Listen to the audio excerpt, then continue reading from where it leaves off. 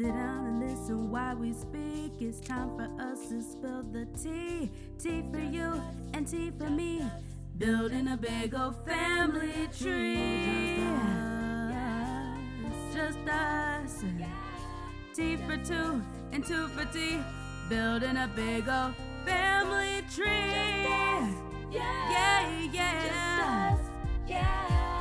Just us. Just us. Hey, welcome back to another episode of Just Us, a conversation with Rodney and Qui. I'm Rodney. I'm Qui. And we want to, first of all, before we begin, say Happy New Year to all of you guys. This is our first episode of the new year, 2026. Yes. And we also want to say thank all of you for liking, subscribing, sharing, viewing the videos, leaving the comments. Continue to do so. Continue to give us ideas of what you think you would like to see from us or hear from us. Everything is welcome. We make note of it all. And so we encourage you to continue to do it. We really appreciate all of you, and we appreciate you more in 2026. Yep. And remember, you can find this podcast and find us on all streaming platform services. So the Gram, YouTube, TikTok, wherever you get your streaming platforms, you'll find us. So, Qui, Happy New Year. Happy New Year. Merry Christmas. How did you enjoy your time over the holidays? I enjoyed it. I thought we had a great time. It's good to be around family, great food, good conversation, laughter, smiles. So, yeah, we had a good time bringing in the new year or the holidays period, I would say, not just the new year, but bringing in the holidays. Yeah, me too. I enjoyed it. Of course, the food was always the top thing, and the desserts, and you can never get enough. I know. It's just being like with your family and having that time, because time is so precious. Right. And short. So short. You're absolutely right. And as all of you know, 2026 has started. Man, it has started with a bang. All right, to say the least. If you've been watching the news. You mean 2025?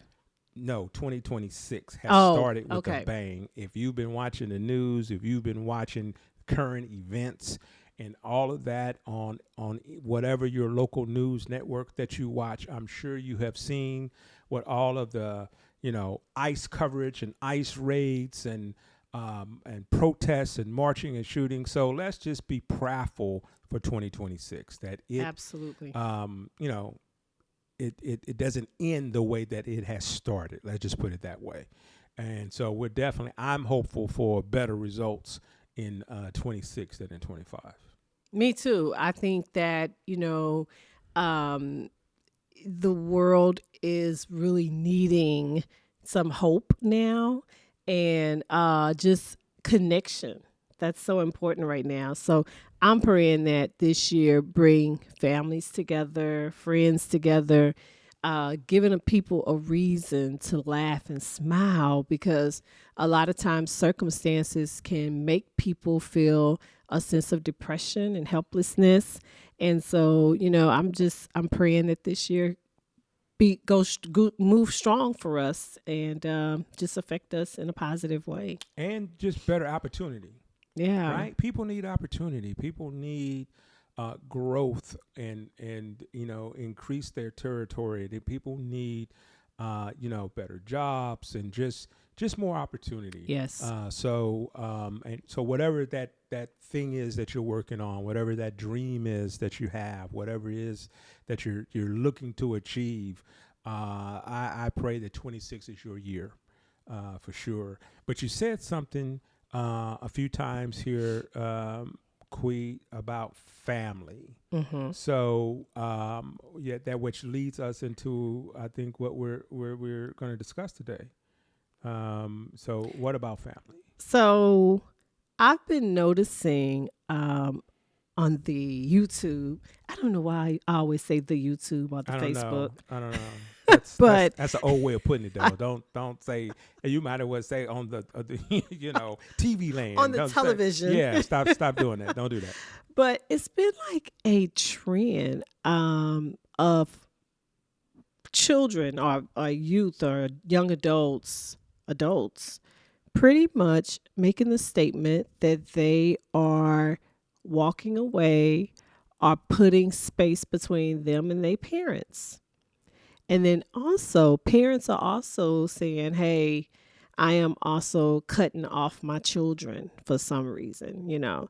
And so that really has puzzled me a lot because in my mind, that should never happen. But there are circumstances that I guess can make these kind of situations happen. And I just think it would be a great thing for us to kind of talk about. Well, I think that's a lot, right? When you start peeling back that onion, because of the fact that, listen, as many of you guys know, I am a big proponent and have been a big proponent since day one, since you have been hearing us on day one, for those of you that have been following us since the beginning. I believe in sometimes folk gotta love folk from afar. Yes. Sometimes folks have to separate and put a little distance between them, and that's okay. When you get grown, the good thing about being grown is you get to decide who you want to be around, when you want to be around them, how much you want to be around them, if you want to be around them at all. And so, and if it is a situation where being around certain folk, whether that is friends, family, associates, you know, counterparts of whatever type, that brings trauma or brings some level of toxicity in your life, separate.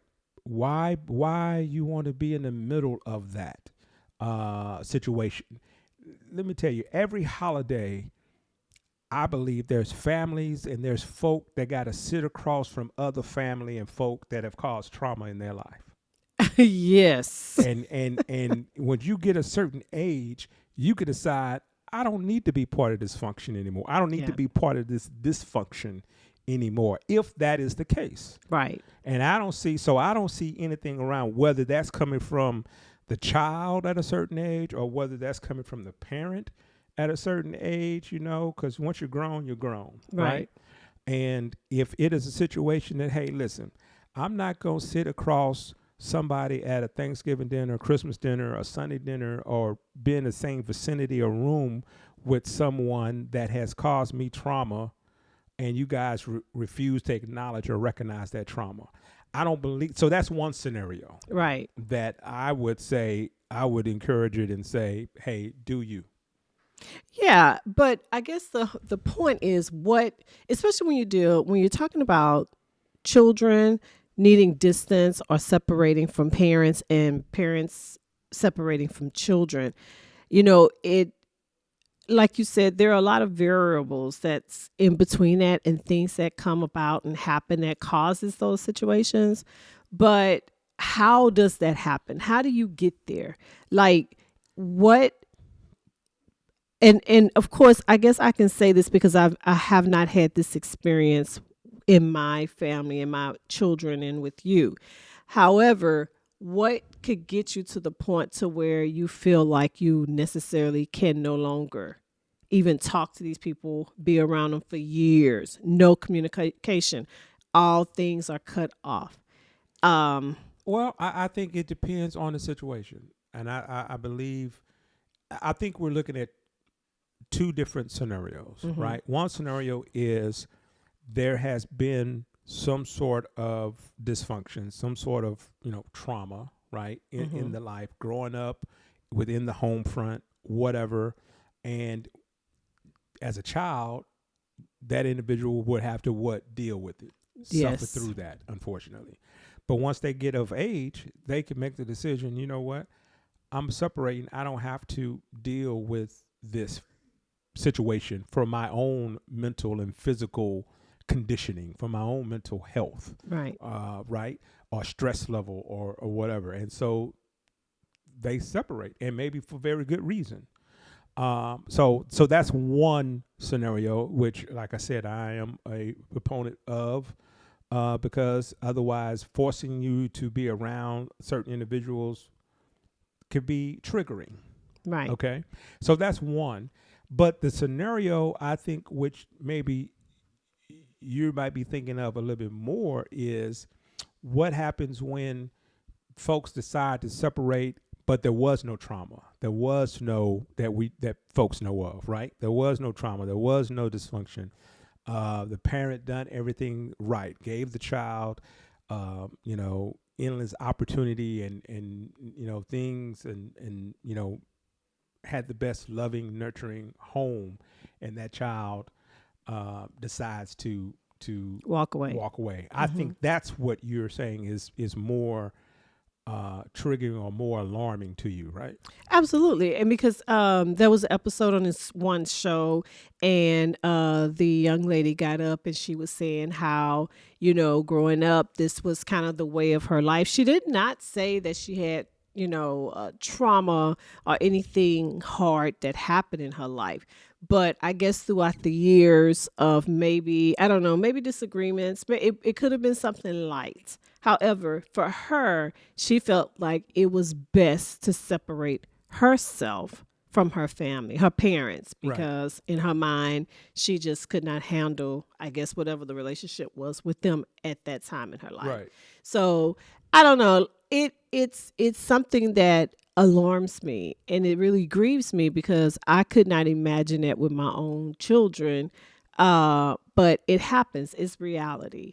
Well, sure. Listen, the fact of the matter is, I think you could do everything right in your mind, right? You can do everything, provide the best home, the best nurturing situation, all the opportunity in the world, and still, just because you do everything right doesn't mean that storms won't come in your life, right? Doesn't mean that you still won't wake up one day and find yourself in the middle of some sort of storm.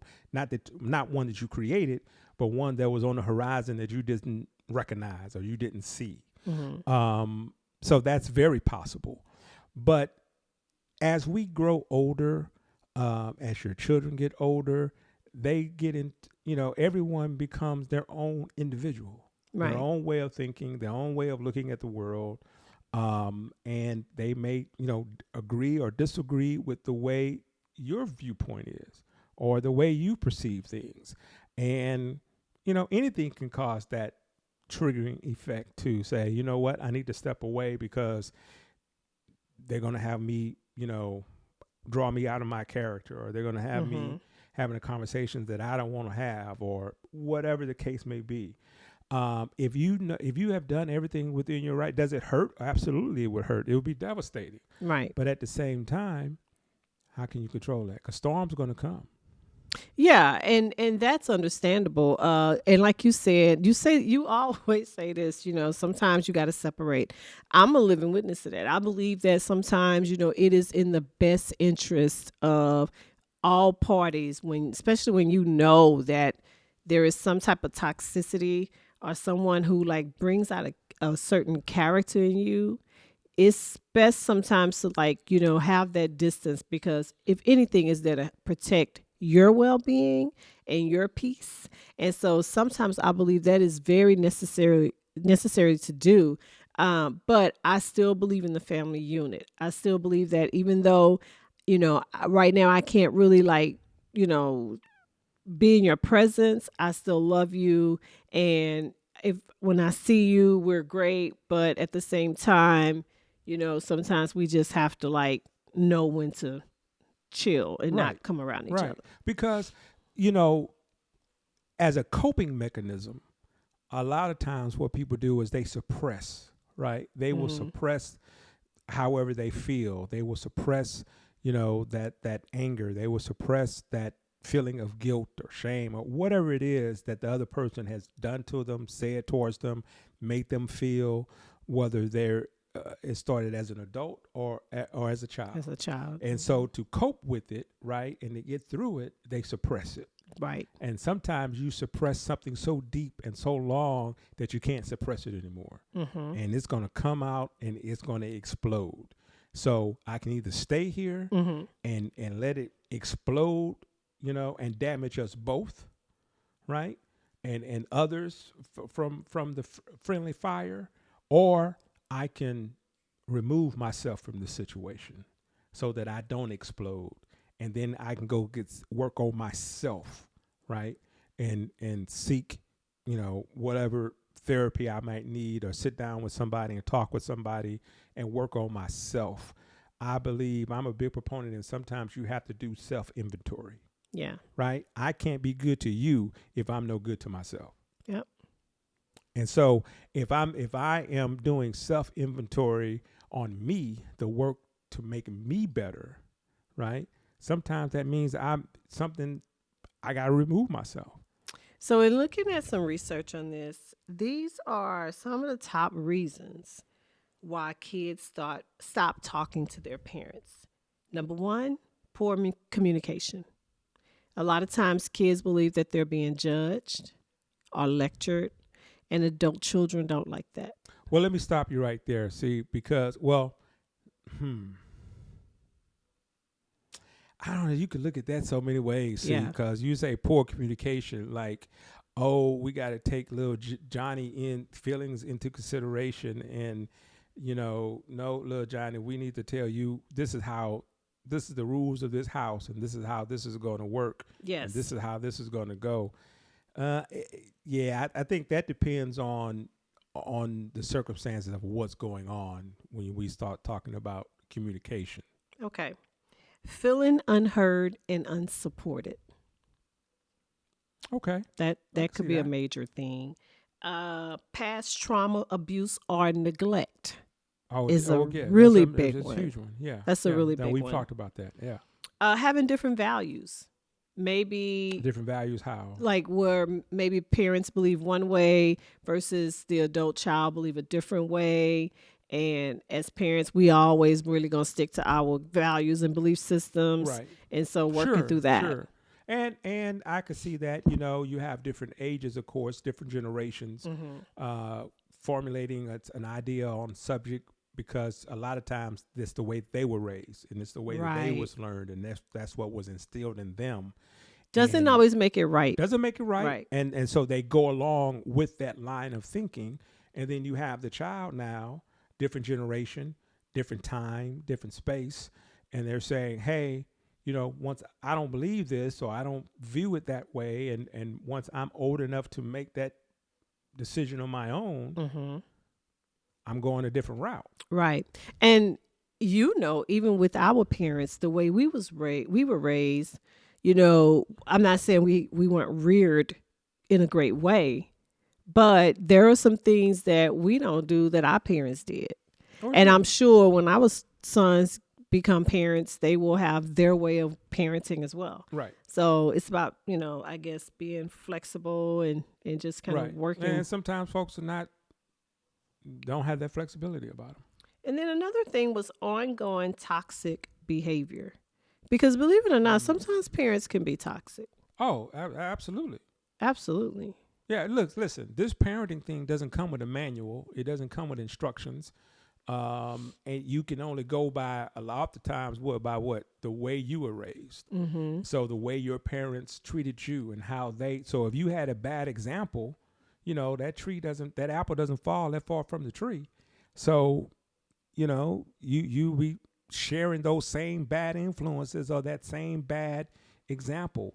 And so that's where you have to realize and take a step back and say, hey, I got to break this generational curse. I got to break this generational behavior of the way that I am, being treated, or the way that I'm speaking to my kids, or the way I'm handling my kids, because that's a thin line there. Yeah. And so, and also looking at this, as parents, we also have to be open-minded. We have to be willing to listen and willing to hear others' perspective. Even when we don't agree with it, it's still their perspective, and it should be respected, So there are times when we as parents just feel like we're right. It doesn't matter what he or she says. This is my way or no way. This is my house. I make the rules of this house. Absolutely. And so sometimes we do need to sit back and really kind of think about, okay, is this the best way, or is this my feelings getting into it, and I just want to, because I'm the parent, this is the way it goes. I think that two things can be correct. I think that one, yes, we can listen to, the child and the children and why they believe or why they think. But at the same time, as a parent, you got to take a little time, explain to them, no, this is why this is correct. And this is why I do it this way. And this is why we're going to do it this way. Right. Kids want structure. Kids want discipline. Kids want that molding and that shaping in a positive way. Right. But when you tell a kid, no, it is just because I said so, or this is the way it is just because this is what I say do because I say so.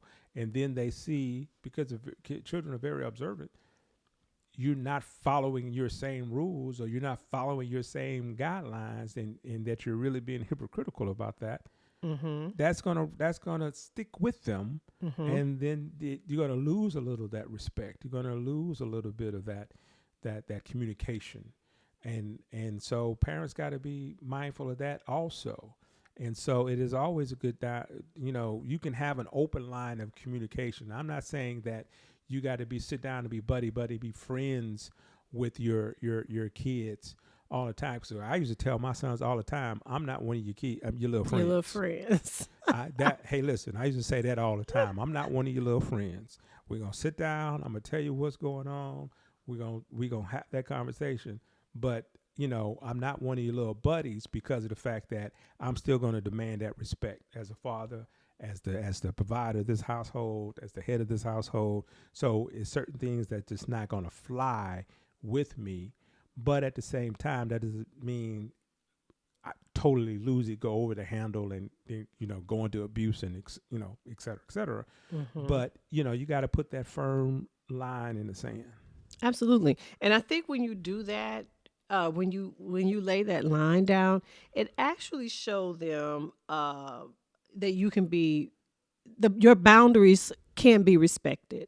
They see, okay, I know my dad or mom, these are their boundaries, but I do understand because I trust my parents. If they trust their parents, right? These are their boundaries. And I know they would never lead me into an area where it's unsafe or wouldn't be for my good. Right. And so that is a great avenue of having that open dialogue of, why it's important for communication. Oh, communication is important. I mean, it's key, right? Because, you can't, a lot of times I think a lot of parents believe that being the provider, being the I give you food, shelter, clothes, that's enough. And what I say goes.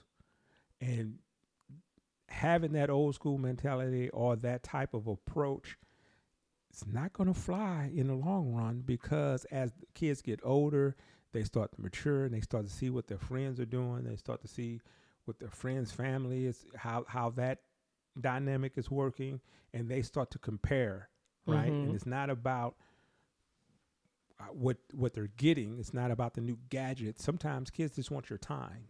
Kids want to be heard. They want to be seen. They want to be acknowledged that, they can come to their parent and discuss any and everything, right? Giving and receive good guidance in return. And that's a little bit a part of the problem too. Yeah. And I know you keep saying kids, but we also really mean like adult children, because as adults, children, our on the age. Right, our 15-year-old, I mean, we're raising him, but then our older children, we're guiding them. Right, we're Absolutely. guiding them. So just to make that distinction, because sometimes with our teens, we have to, this is what we're doing, right. But as for my 24-year-old and my 23-year-old 23, 22-year-old, I have to, it's a different approach. Yeah, absolutely. It has to be a different approach, right? Because we're talking about different experiences, different ages, different opinions at that point in time, life experiences that they've gone through at that time. So it has to be a different approach. And also, I think that especially when when the whole idea about kids cutting off their parents, right, from no contact, right? I think when that happens, that's kind of like the last resort, because I think it's Could be. throughout time. We maybe that young person tried to talk to their parents. Maybe they tried to seek counsel with the parents. I believe there are steps that happened before an actual cut off happens. I mean, maybe every situation is different, right? And every reasoning is different. Mm-hmm. Because if for the parents say, "Hey, I got cut off and didn't know, and I was the greatest parent in the world," but that's why you start taking inventory. You're like, "But were you? What was there communication? Mm-hmm. Was there, or was there a great situation, a great setup, a great provider, but that same parent wasn't listening, wasn't available for discussion, wasn't available to just hear." Sometimes kids, and I say, like I say, kids, teens or young adults, they don't want you to solve it. They just want you to hear them out. Hear them out. Right. And I think that's just with anybody, though. I mean, even as a grown woman who I am today, like sometimes I just need, whoever I'm talking to, just listen to me. Right. I don't really need your opinion. I just, sometimes you just want to talk, and just let it out. And sometimes that works by itself, but, be mindful of always trying to be right and going down that rabbit hole, because sometimes, as parents and spouses, we're not always right. Sometimes we have to take the back seat and be like, you know what, son, daughter, I'm sorry. I'm wrong. I'm wrong. Right. You know what? I'm going to work on this. And thank you for, calling me out and sharing this with me, because in my mind, I'm thinking that I'm doing the right thing, or this is what I've always seen or always done. But I realize that you are an adult, and there's certain ways that I'm either going to have to come to you and fix the situations. And I think that's humbling. And that right there can be an open door of restoration if there's a breakdown. Right. If there is a breakdown, and what's going to be the olive branch? We have to have an olive branch. What's going to be the olive branch? Right. Now, this is the flip side. What causes parents to become estranged from their adult children? From the parent to decide that they want to walk away. Mm-hmm.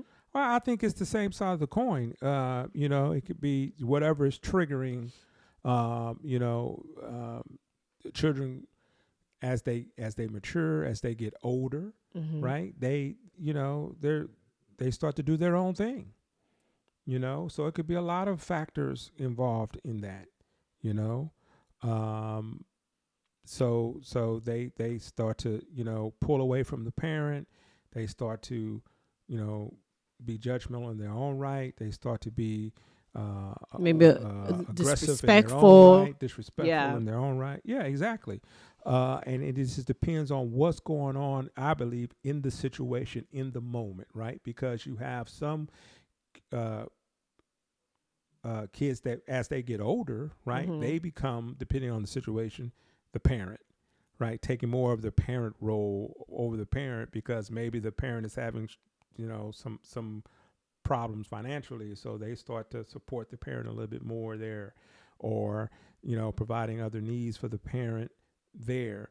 Is the parent with their life partner, or are they single now? Or it's a lot of different factors that could happen, that the parents say, you know what, I need to step away, I need to push back, or whatever the case may be. So I think you can have triggering effects on both sides of that coin. And like I said,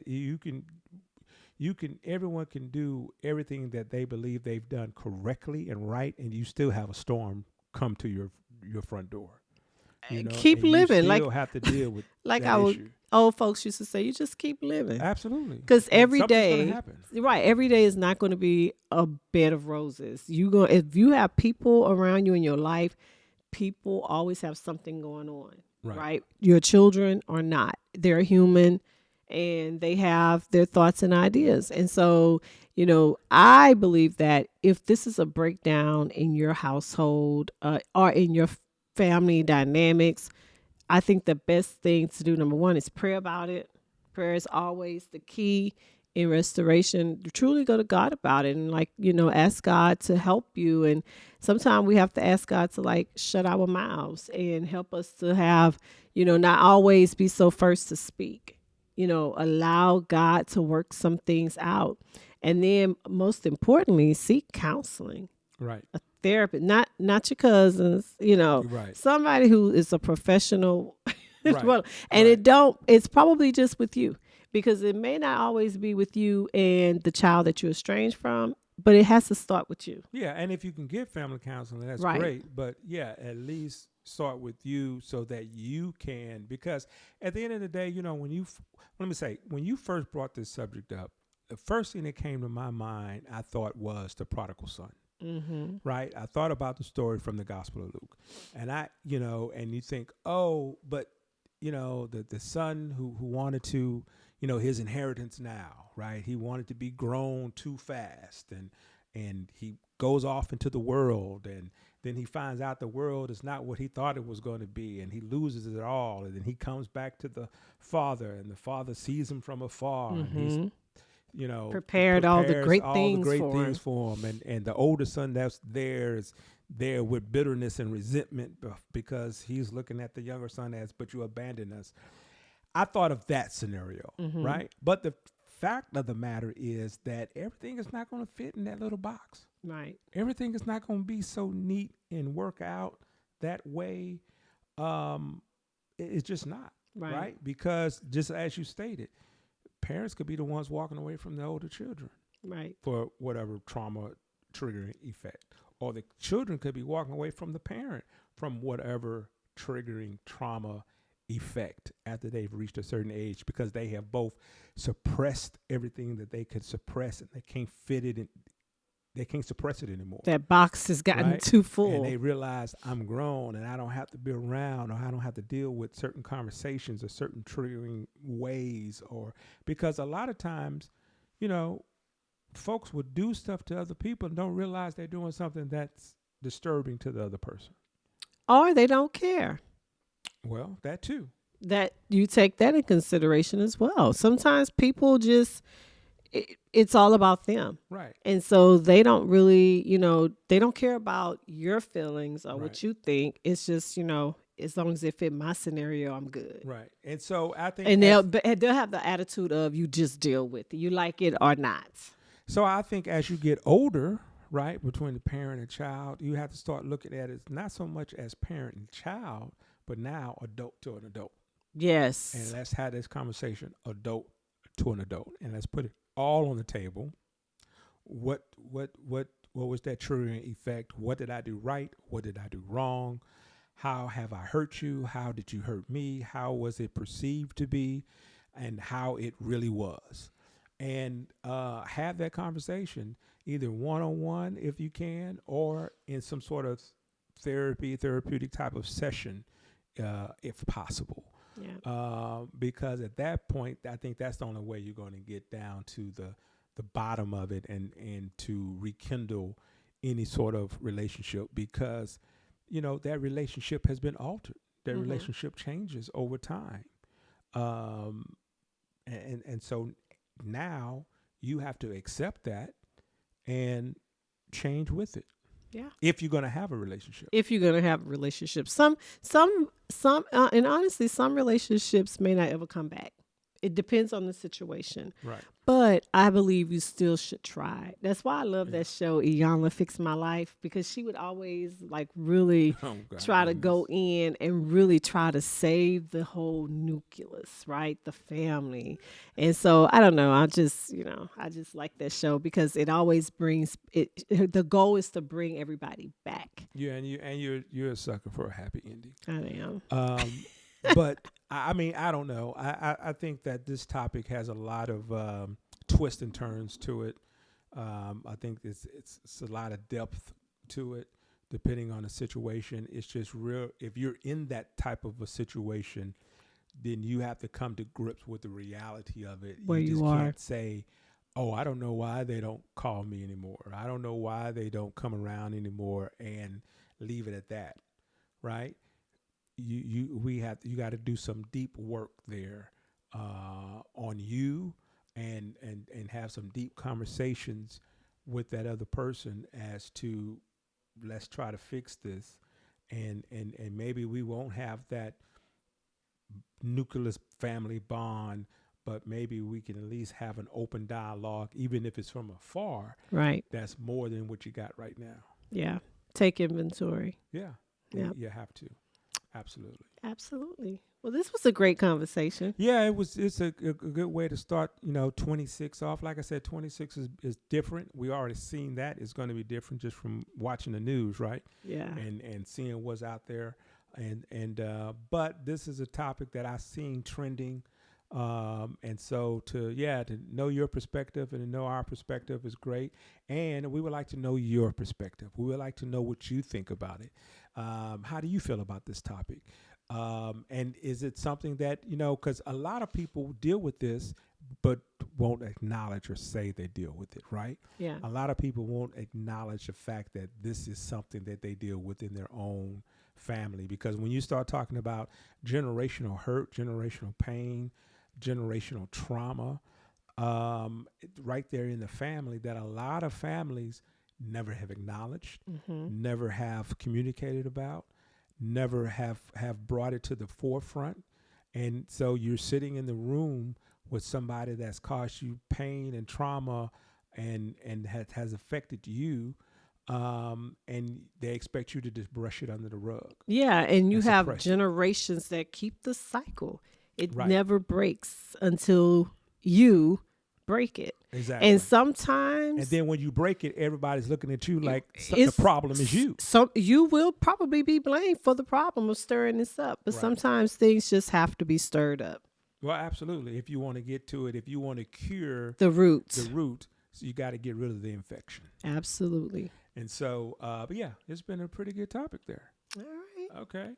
Well, we enjoyed it. We hope you enjoyed it. Keep watching, keep sharing, keep liking. Let us know what you think. Leave a comment. And until next time, Be Be blessed. blessed.